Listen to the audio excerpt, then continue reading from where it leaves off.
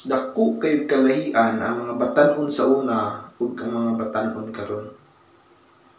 Kay kami sa una magdula mi, pinaagi magpasingot ang pinagi sa mga kamot, ang dalagan-dalagan. Compare sa mga batan-on karon kay i-download nila na sa cellphone, sulod sa balay magsige naman nagdula at lang sa cellphone magsigdula. Nya kami sa una pasingot, dampa, sticker, dako jud kay siya kalahian. Maadto ko mag-eskwelahan sa una. Akong una-una po, sige, naara dito sa gawas, naara dito sa Bayabas. Kay basig kailugan ko ba, kay nako'y nakitaan pag-agi na ko kay Bayabas niya, basig kailugan ko sa mga estudyante po, rin ako. Una-una, tara sa Bayabas. Kay bula, ako una-una nga, unyang iniguli, sayo ko, dili ko maapilo pang Lipius classroom kay arang ako'y makakuha itong Bayabas. Samantalang sa karon mga batan-on, magmotor-motor naman, wala na may paking. Ayub siguro sa panang mga Bayabas din na sa panang kaagyan diha, halos dili ganing pasakay. Bisag napay naglakaw nga luoy kaayo. Kami sa una, wag gyud tawo may kailangan ng motor. Bike noon sa una, nailhan na mo. Kami po sa una, mutuo po sa mga ginikanan. Kay hadlok mo kayo miyanog, mitawag lagi na sa mama, papa, isog na kayo na kayo, na latigo na ni iniguli. Ya karon mga batan-on kay nung kay mga ulo, magsigil ka tubang na cellphone, ug suguon, di mo to, samot og kakasaban, layas-layas dayon.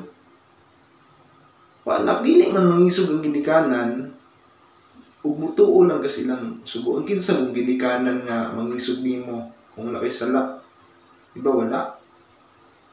Kami sa una, sa mutag dako kay migsala, maglisod ka, nang muuli ko ana, magsapaw pag ani kong short, bulahan, inig bunalan ko, dili kay sakit sa akong lubot, kay kasagaran sa una, bunalan ka, lubot, ya, kato po yung bakos, o dili, mga Bayabas, sa una mo na ibunan. Yan ang mga batan-on doon, kay inig kakasabaan, sa mutag kabunalan, mga luod ayon, mulayas-layas. Maayo ba din na?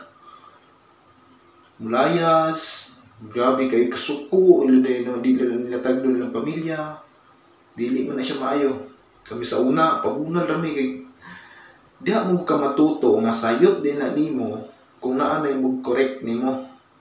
Ang imo pong ginikanan, dili ko na sila buot, magpadayon kas imong buhat nga dili maayo. Munay nakanindot ug dako kayo nga kalahian kumpara karon og sa una. Mas tindot yung sa una. Lamig kay ibalik sa pagkabata. Pwede pa lang unta pero kay nagtubo man bud so kung unsa ang disiplina sa una nga atong natun-an, ora pa atong dal-on sa atong pagtubo karon. So kung ikaw naa ka sa sitwasyon na kusog kang mutubag-tubag sa imong ginikanan, ayaw undangin na. May tabangan nimo sa mga trabahoon, malipay pa imong ginikanan. Ipalitan pa kag cellphone. Ipalitan pa ka sa imong ganahan. Samantalang kami sa una, disud kaayo.